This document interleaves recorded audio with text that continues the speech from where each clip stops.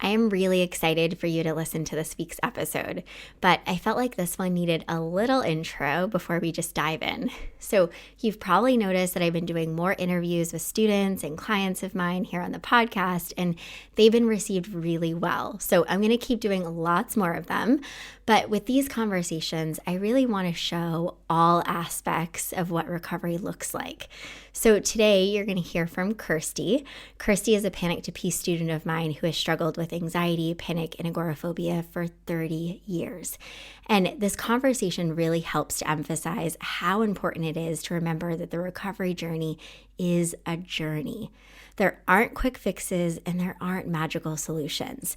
And it's definitely not, I just take Shannon's Panic to Peace program and voila, I'm healed.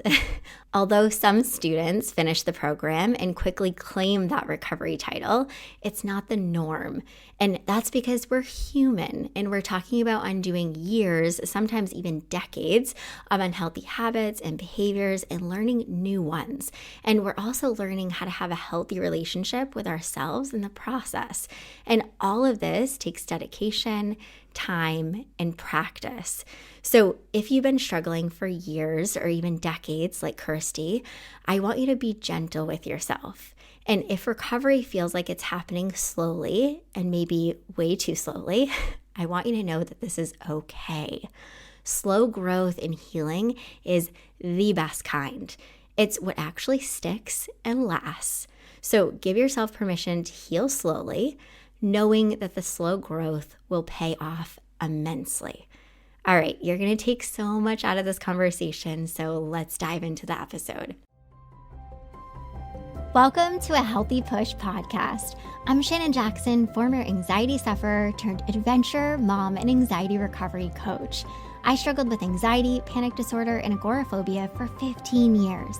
And now I help people to push past the stuff that I used to struggle with. Each week, I'll be sharing real and honest conversations along with actionable and practical steps that you can take to help you push past your anxious thoughts, the symptoms, panic, and fears. Welcome. You're right where you're meant to be. Kirsty, welcome to the podcast. Thank you for inviting me. Yeah, I'm super excited. So I know you obviously for working with you, but the listeners don't know you. So can you just tell us a little bit about you? Yeah, sure. So, hi everyone. I'm Kirsty. I'm living in the UK. I came across Shannon's course through social media, through Instagram, like probably most of you. I'm 43 and I've got two young children who are 7 and 11. So yeah, kind of hectic, busy. I work part-time. I've got my husband who's a massive support to me. But that's where I'm at. Yeah. So let's just start, where were you? And you maybe have to go even further back than when you started the course. So what kind of prompted you to join? What were you struggling with back when you joined the course? Okay, so going back a bit further, I've lived with anxiety and panic for, I was thinking about this today, a good 30 years. I had my first panic attack when I was 13, so we're going back quite some time. So it's been ebbs and flows throughout my life of managing it. But going back to starting this course, it was on the back of COVID, which obviously hit everybody hard. I was also studying and working, and it just took it to another level. So, I'm living with my anxieties, but it considerably spiked. And I did actually start exploring other things. I was thinking because of my age, my perimenopausal, like I went to see an acupuncturist and she was like, oh my God, you are like off the scale sort of thing. But I was still managing, I was still working, I was still getting on with everything, but it was hugely heightened. And I was well aware that my safety hooks I was no longer just taking out a few snacks and a bottle of water. I was taking out a bottle of water and a bottle of Lucozade, which is like a sugary drink in the UK, and numerous other snacks, because it's like, well, what if I get through 3? I might need 4, I might need 5, and so then I'm not carrying a handbag, I'm carrying a rucksack, it's that sort of stuff. And so everything had rocketed to another level, and then your reels were like, oh my goodness, this is quite something else. I've never heard anybody talk about stuff in the same way that I'd experienced and lived through. And that's when, yeah, I reached out. And when I heard you were doing the course, I was just like, I would love to give that a go. I've undertaken other courses in the past, and I've managed it in different ways, which we can touch upon. But that's kind of where I was at. So it just felt that it really resonated and felt like something different. It felt like I'd done cognitive behavioral stuff before, where you push yourself to do different things and overcome those hurdles. But this just seemed completely different, and to feel like I was part of something, like it was validated.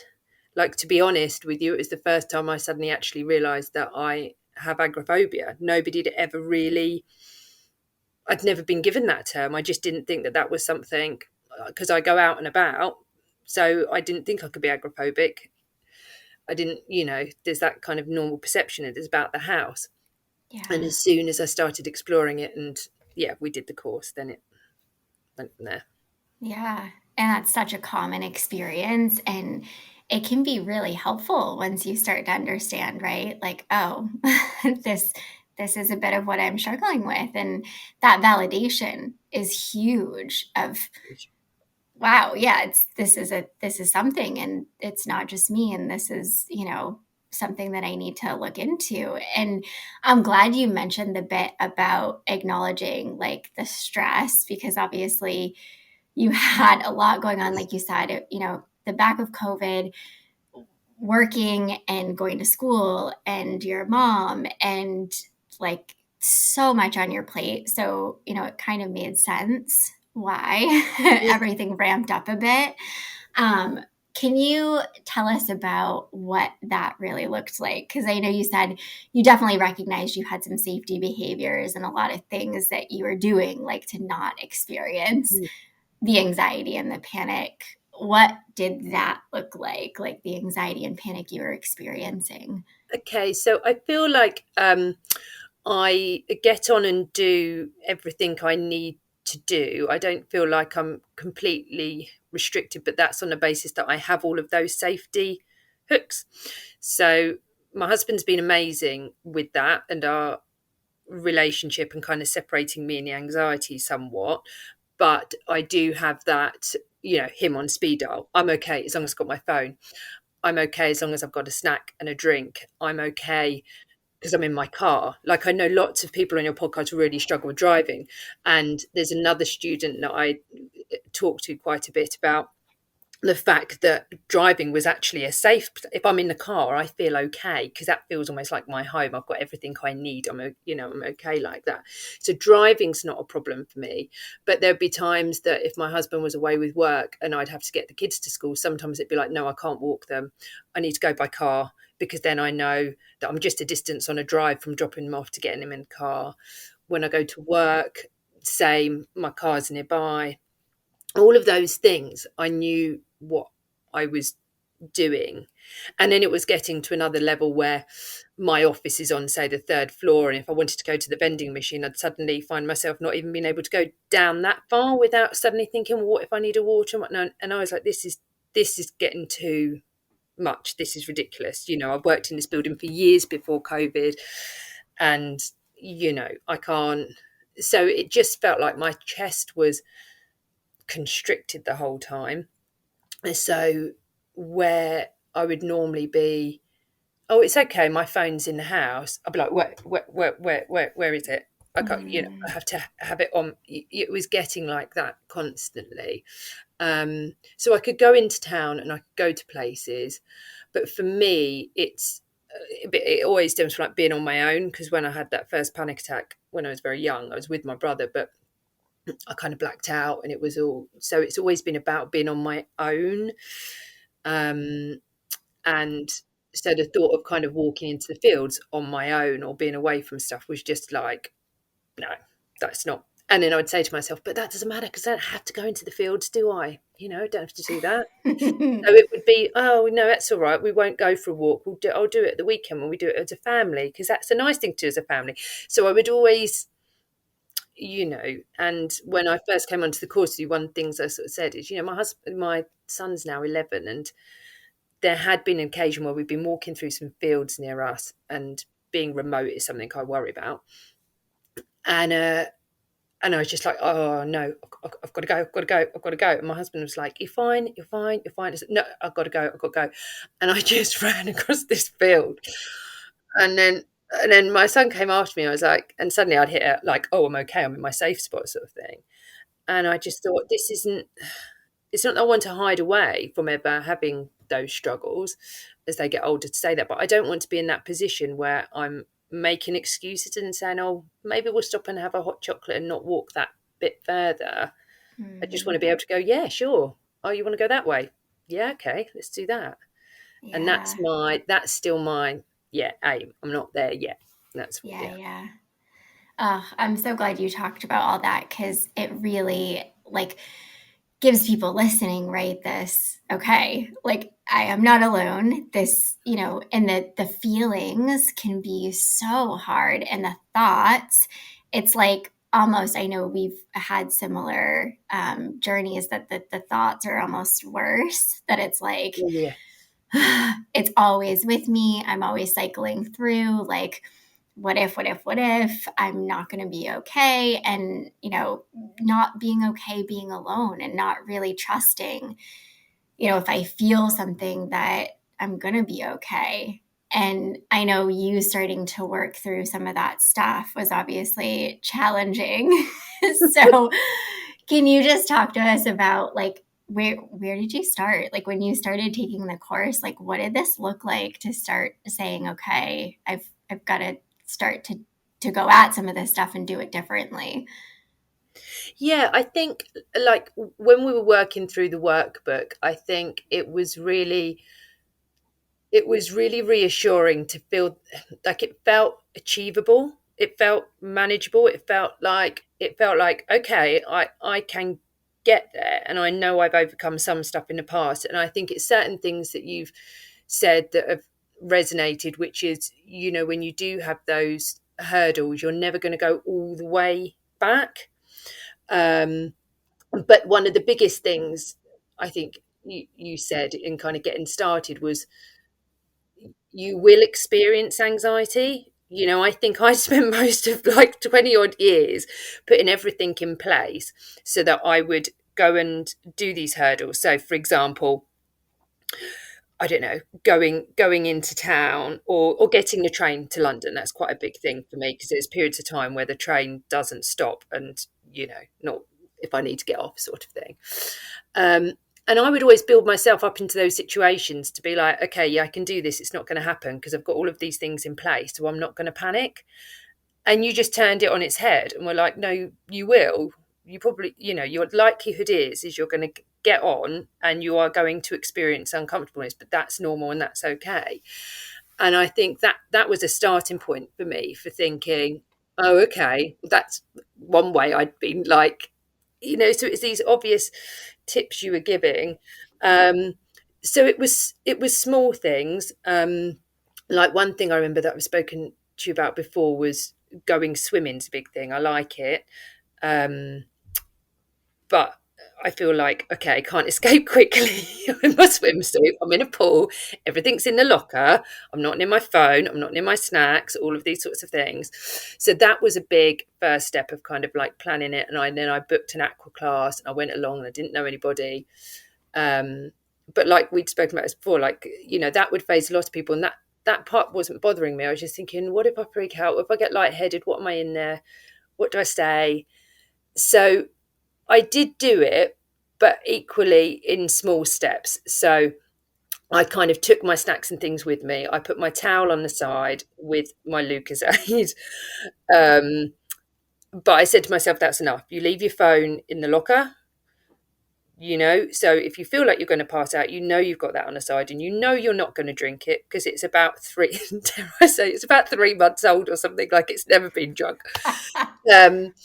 and so but that made me feel better. And then I booked and went the second week, and I felt more nervous, and that surprised me. And I know we talked through that, because almost like the things that were new and took my attention away before weren't. And suddenly I was thinking, no, maybe I'm not okay. Yes, everybody's nice. Oh, yes, I can ask that teacher, but what if? Yeah, because it's So, almost like that second time, I think people expect, right? The second time is going to be easier because I did it once. And I think those expectations really get in the way because most often the second time is not easier. It's actually harder because, like you said, it's not new. You've already gone through the experience. And then also, too, you kind of have that anticipation. You have more time to think about, right? Well, I've already been through this. Well, what if this time? Now that I know I have more comfort with what things look like and all that, what if, what if, what if? So I just love how I want to go back for a second because I think it's so important that you talked about the acceptance of the success isn't going and doing the things and not feeling anxious or not having a panic attack.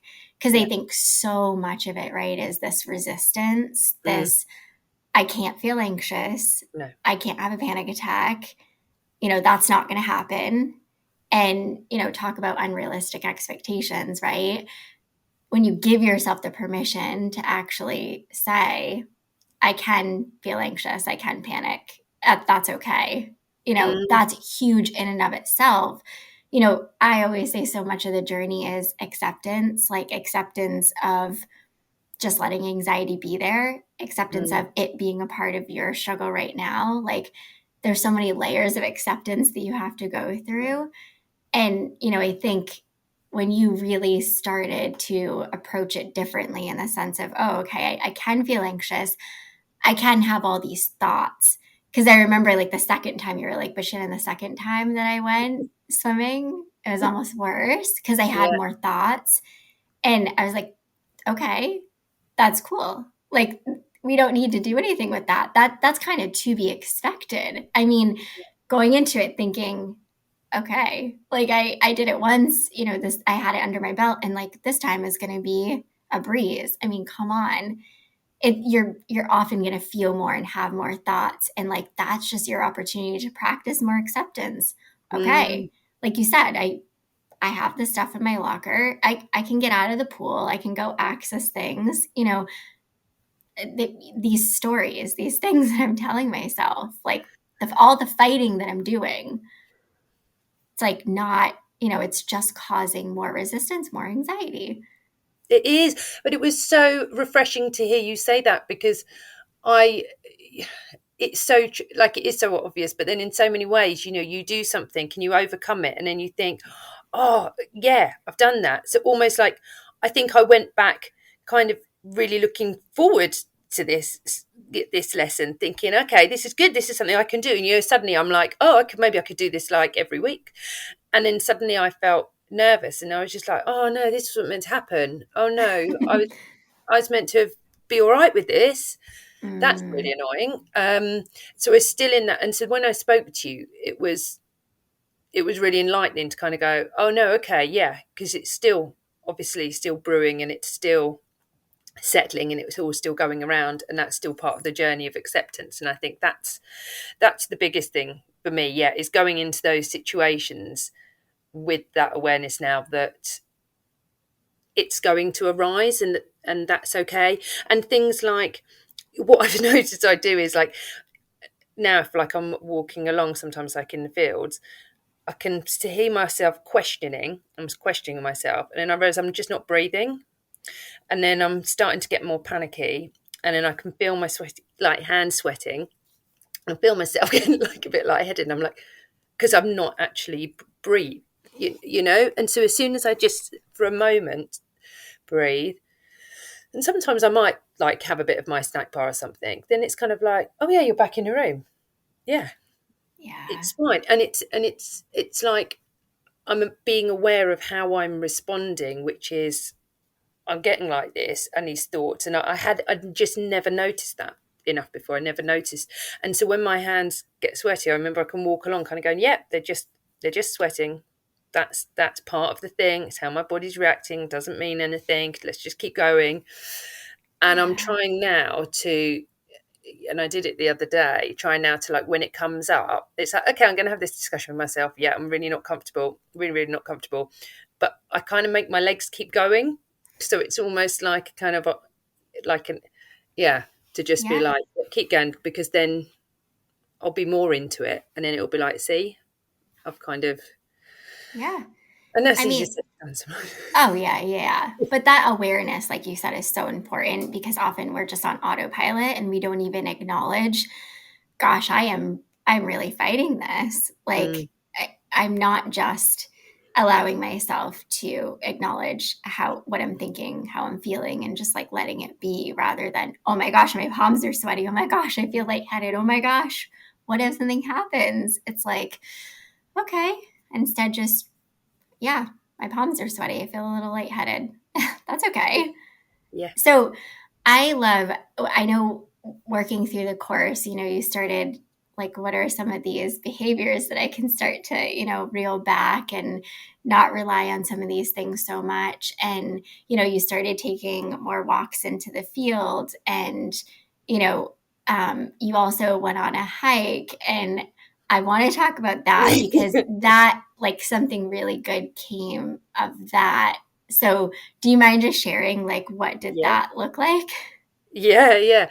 So I think come the summertime, I was in a much better place. That doesn't mean that I didn't have any safety hooks at all, because I absolutely did, but just I didn't have that complete panic. It was like, yeah, my husband would go out and I'd be like, oh, my phone, and I'd be like, yeah, it'll be in the house somewhere. I was in that sort of space, kind of acknowledging, but kind of being like, yeah, yeah, yeah, that's fine, you know. So I was in a better place. And then we went on holiday to Scotland with some family, and which I've been to many a times. And it was, and especially as the kids getting older, I was like, I'd really like to, you know, do a bit of a hike, do a sort of a bit of a climb, not a, like, literal climb, but just a nice sort of walk. And up until now, obviously, in the past, the kids have been so little, it's been very much like, oh, well, can't do that, or you do that, I'll stay home with the kids, Really, I wanted to do it. So, and then the situation kind of arose out of the blue. We were meant to be doing something, and that didn't happen. And my brother said, well, should we go and climb the store? And I was like, okay, yeah, let's just go with it. And I was just thinking in my head, okay, this would normally be bothering me, but I'm okay with it. So I'm just going to go with it and go with it. And we drove up there, and it's a huge kind of jutting out, well, cliff face. But it's a very busy tourist spot as well.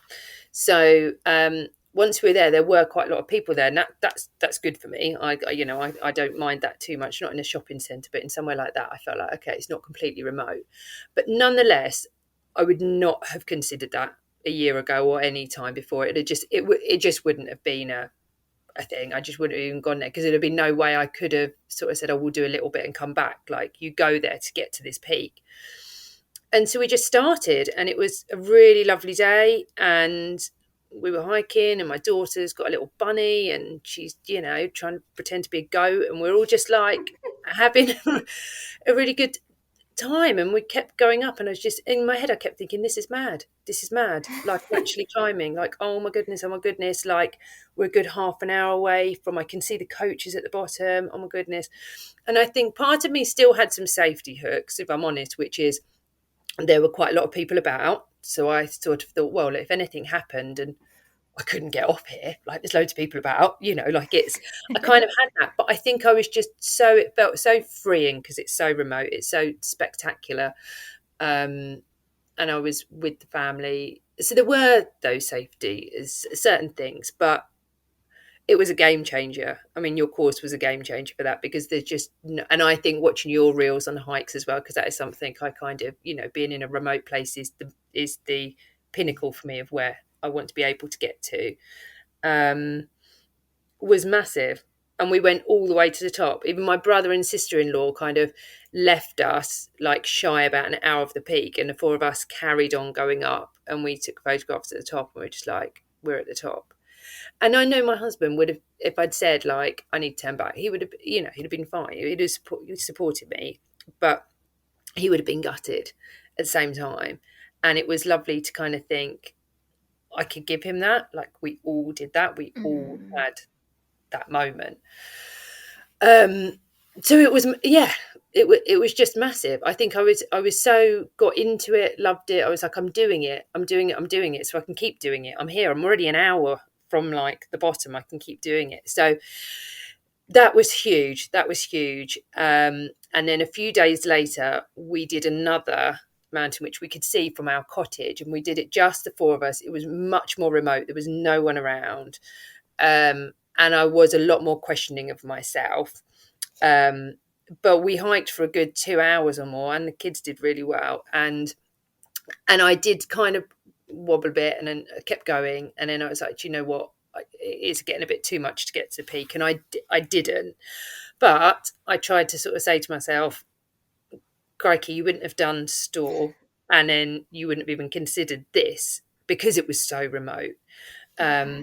So it was kind of like running on the high, and so keeping going and trying another mountain, but also kind of feeling, okay, I'm not quite there. And I could have done it. I know I could have done it.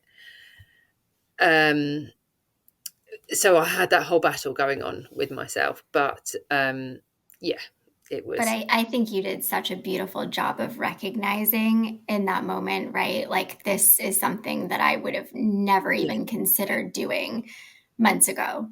no, And like, look what I've done. And you taking yeah, that time to pause and acknowledge, I've actually done some pretty amazing yeah, stuff actually yeah, doing this yeah, thing. So, yeah. And also along that same thinking, I also caught myself after that, and I often do this, and I'm sure a number of people do, but that kind of feeling of, oh yeah, but you know everyone else can do it. I just did what, almost like, well, I did what mm, I just should have been able to do, yeah, and not sitting back. And so I kind of really clocked myself doing that, because I was like, yeah, that is, okay, yes, people approach that with no sort of anxiety in mind, other than probably their physical fitness about doing it. Um, but I did do it on top of all of that. And that's another thing that I think's come out of the course so much, is that kind of validation that, crikey, we do all of this.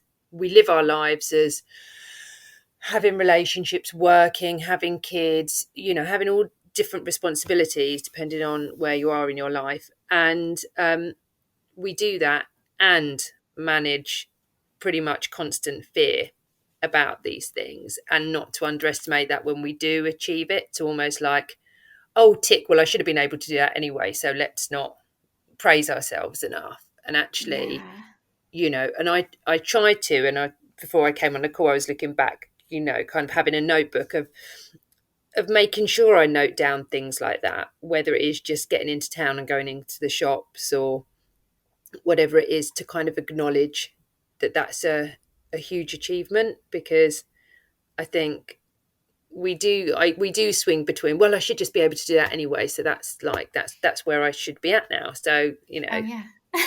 I'm a normal person now. Whereas actually it's like, well, Right. actually we're, people haven't had to do these battles, and actually by managing this, it's, yeah, you know Oh, yeah, it's so easy to minimize. And I think it's so funny though when you reframe it, right? And you say, okay, if I reverse this, and my husband just did this and he really struggled with anxiety and panic, would I look at him and be like, well, congratulations, you just did something that every normal person does? yeah, Like, yeah, you would never say something so no, horrific.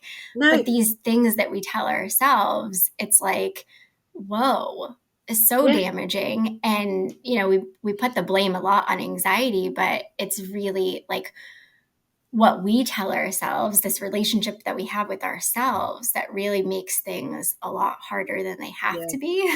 yeah, And that the shoulds, like throwing the shoulds out the window, it's just like, oh, I catch yeah, myself even now, of course, like when I say should, I'm like, okay, what does this mean? What do I mean I should, or it should look like this? Like, Who says? So I would love to talk about like where are you at now? Like what's going on now, Kirsty? I feel like it's been a bit. So Kirsty took the course back in April. I think we finished in May. And you had over the summer, we had a check-in over the summer, but I haven't talked to you, at least in a couple of months. So what's going on? What's going on where I'm at?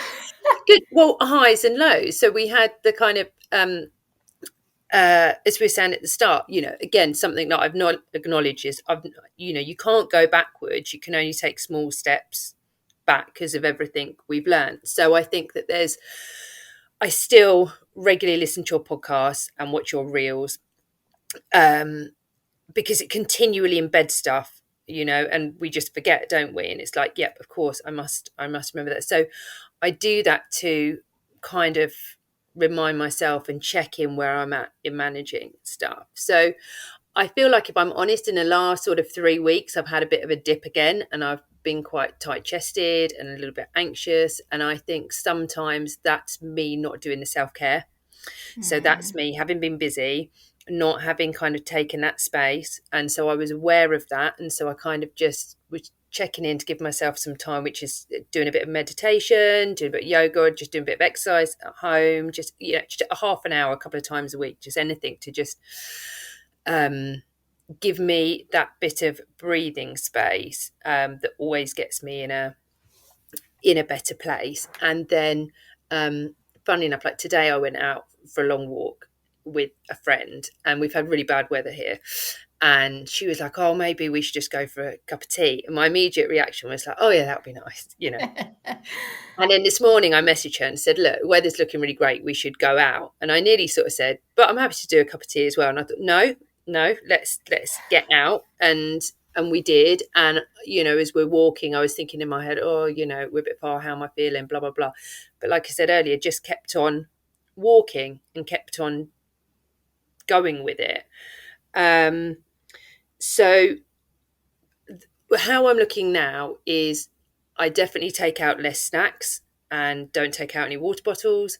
I'm like aware, I check in with myself. I see myself going to the cupboard and getting 2 snack bars. I'm like, you don't need that. Yeah. You've got one already. That's fine. You don't, and because sometimes I generally do get a bit faint and lightheaded. So I do take like a snack bar out, but I know that that's a rational thing. I might have it. Sometimes I do have it. I don't need to have 3 and a couple of chocolate bars and, whatever. So yeah. I'm more conscious of that. I take less out. And I was listening to your podcast with, is it Joshua, who is sort of, and again, like that was reinforcing the fact that if every time you go somewhere, you've kind of got that safety hook, you're kind of reinforcing it every single time. And that was really powerful for me. So I think life for now at the moment means that I'm carrying on going as I'm doing, but in everything that I do, where those safety hooks were, they either are there but much more minimal, and I don't immediately go to them. And that so I'm still working hard on things, I'm still pushing, but like I said, I'm seeing things with a bit more clarity. So if I'm walking, I can, like into town or something, I can sort of say, yeah, okay, might be feeling a bit worried here, but just keep on walking. You've got sweaty hands. Think about something else. Look at something else. Look at leaves. Look at everything. Try to do it, because I do struggle, if I'm honest, to kind of sometimes think, oh, the anxiety's here with me. That's okay. So it's more like acknowledging the physical symptoms, but still kind of go. I don't know, it's hard to explain, isn't it? Like acknowledging the physical symptoms, but just still trying to keep on going. So I feel stronger to put myself in certain situations. And I feel stronger to say to myself, like when I'm at work, I want to get something from the vending machine. Just go to the vending machine, Kirsty. What if I pass out on the bottom floor? Like there's a whole staff team downstairs who like, like I try to just have a bit of a rational word with myself. Or even just try to make those steps to sort of say like, okay, if you really can't handle it, just go down to the second floor, but just give it a go and come back up. but also remembering things that you've said where not just doing things for the purpose of putting yourself in that situation. So it's important to push yourself, but not just to go around the block for the sake of it almost. So to just try and live your life as you would do. So if you wanted to go and do that thing, go and do that thing. And if it's hard, just keep persevering, but not necessarily constantly thinking about anxiety to be like, okay, I'm really going to practice now. So I'm going to walk around and block, without my phone or my keys or, so although that would be help, it's kind of like perpetuating that thinking of anxiety, isn't it? As opposed to just trying to sort of, I think that's the other thing I learned really, is that to not look at it like a training, I suppose, like not look at it like a training course, right? I'm going to tick these things off this week, but to be like, okay, I want to go into town, so I'm going to go into town. Maybe I don't take my car. Maybe I'll walk, and maybe I take one snack, and that be there. Yeah. Yeah, it's good obviously to push yourself, but do it in a kind, gentle way of not I'm forcing because it's me versus anxiety. Like this is a battle. I'm going to put on my gear. Like, oh my goodness, let's not put more pressure on yourself and induce more anxiety. Let's just have it be okay. I need to go into town. I want to go into town. I want to go on this walk. And I'm really glad, like you said, right? Like your friend, the bit where, you were going to go for a walk and she was like, well, maybe we should just do tea. And you were like going to type like, or we could just do tea. And you're like, you consciously said, no, okay, Kirsty, we're not doing that. And I think you've really created this level of awareness that's huge, and being able to sort of check yourself and say, okay, hey, is this the decision that I actually want to make? Because like we often question, am I doing this right? Should I do this? Shouldn't I do this? All that. And when you really get still and you really just like accept and listen to yourself, what to do. Yeah. You just probably have resistance, and it probably feels pretty awful because you're resisting something. And, I love how you're being honest that there are still some safety behaviors. Like you recognize there are still some things, but you're at least, now recognizing when you're doing it, you're checking yourself, that you're changing, like you have to change these actions, these behaviors, and, really making that conscious effort, but also just letting yourself like be human in the process. Because obviously when we try to like force things and make ourselves, at a spot where we're not yet at, it just doesn't work. So it doesn't look like, right? You take my course, you get rid of all your safety behaviors, in a certain amount of time, and you approach challenges and everything looks glorious. Like, no, okay, we're human. So, letting yourself be human throughout this process. Yeah. But I think really like, having the consistency is so important. Like whether it's the actual exposure, right? Or just I'm going to consistently bring the awareness to, I'm going to be aware of my decisions. I'm going to be aware of the stories. I'm going to be aware of how I'm like treating myself in general. All that stuff is so just as important. Yeah, it is. It is. And I think that's it. I think it's remembering. And I think this is what's been important as well, that kind of came through our talks and the discussions, is acknowledging. And I think you did a podcast on this about, who am I without my anxiety? And it was interesting because I think, like without kind of realizing, since I was 13, 14, I've had safety stuff in place. Literally every element of my life has been what if about whatever I do. So it's acknowledging that it's going to take, as you've kind of reassured me, it's going to take time to, like when I'm walking along a path, I am kind of immediately like, oh, have I got this, and this? And then I check myself in. And then at the beginning, of course, I'd be like, oh gosh, you shouldn't be thinking that. And then it's like, but for 30 years, I've been doing this. So it's like this, I'm just on autopilot without even realizing half the time. Then when it hits a level, like when I was doing your course and, I'd had intense periods before, you kind of see you're behaving not in a good way. And my husband will like sort of say, "Oh yeah, I know when your bag's getting heavy, or you know suddenly your phone's with you all the time. You know that you're not in a great place." Um, so I think it's just acknowledging it's still going to take time. That I'm Yeah. still kind of working. The workbook is amazing, and still going back to that, and it's huge.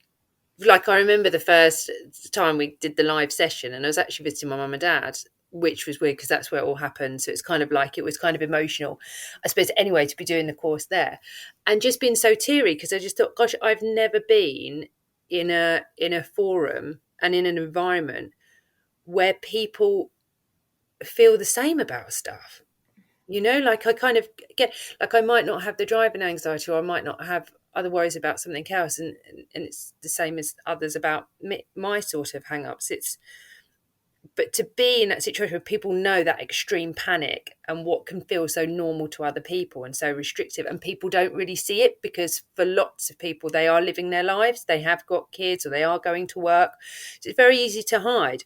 And I do, and I've had 30 odd years of hiding it apart from my close friends, so it's um and even they don't really kind of get it, if you know what I mean. It's like Yeah. they get it and they're there, and if they like, "Are you all right?" and I'll be like, "No, I'm a bit worried," but you've never really talked through what it actually means or the sorts of thoughts that you're having.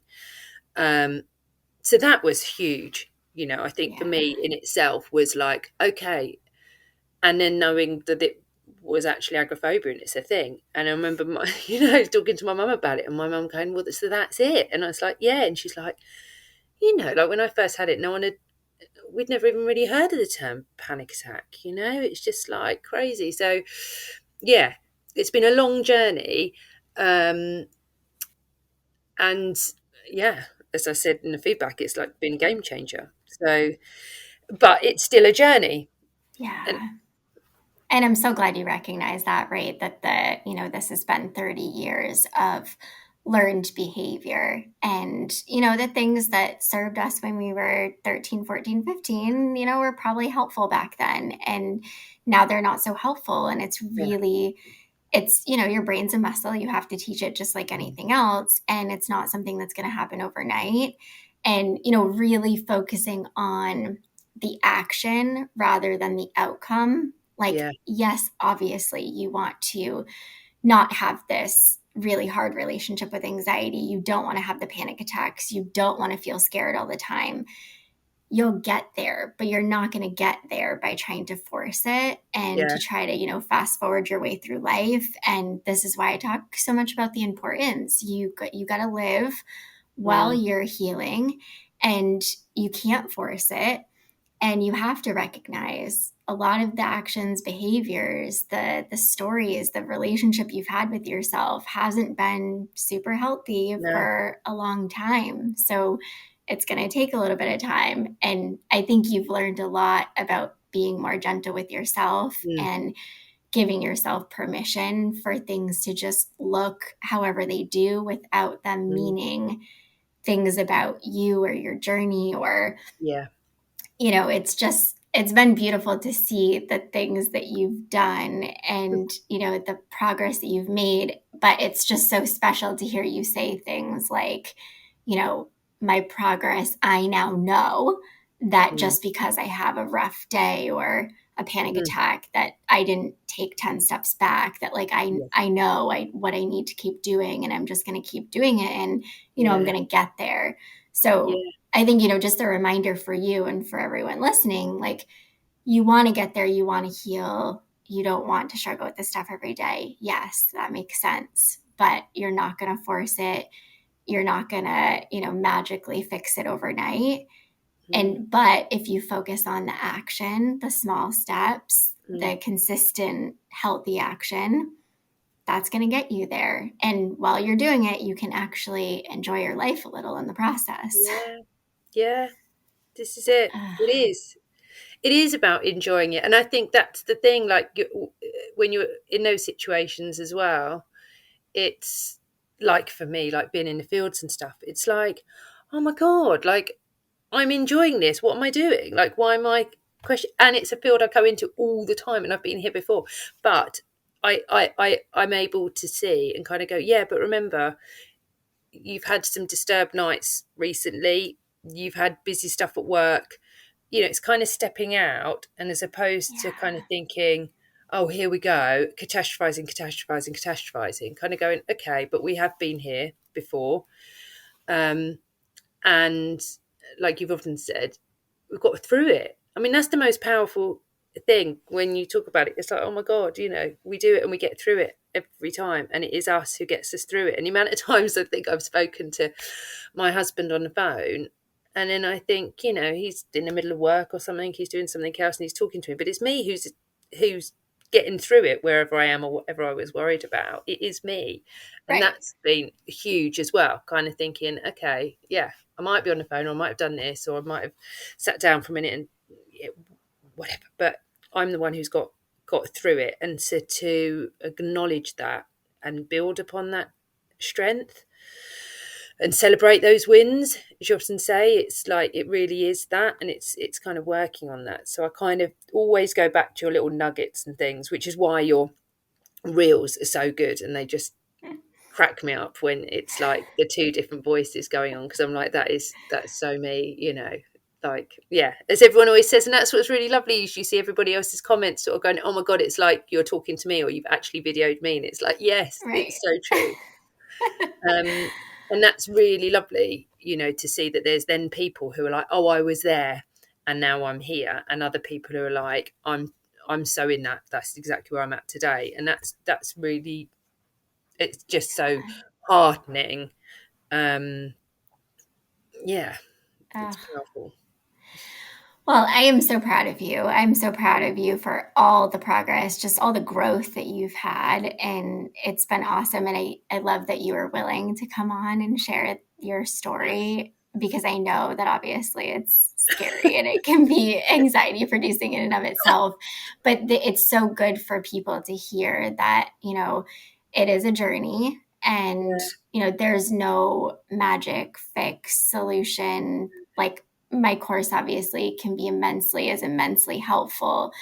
But, when you stop looking outward, like to the partners and to the water bottles and to the things, you start actually seeing and truly believing, I am it. And I have always, and I will always get myself through whatever tough things that I come across. So I just look forward to seeing, the progress that you'll continue to make. And I'm just so proud of you. So thank you, Kirsty, for coming on and sharing. Well, I mean, thank you for inviting me, but thank you for everything that you do. And I think, you see that with all of your followers who say that it's, and I know I've said it before, but it's absolutely game changing. Yeah. Okay. Now, before we both start crying. Well, thank you. We will check it again soon, but I just appreciate you so much, and I'm so proud of you. So keep taking all the healthy action, and you're doing great. Thank you. I hope you enjoyed this episode of A Healthy Push. If you want more, head on over to ahealthypush.com for the show notes and lots more tips, tools, and inspiration that will support your recovery. And if you're hoping for me to cover a certain topic, be sure to join my Instagram community at A Healthy Push and let me know in the comments what you want to hear next.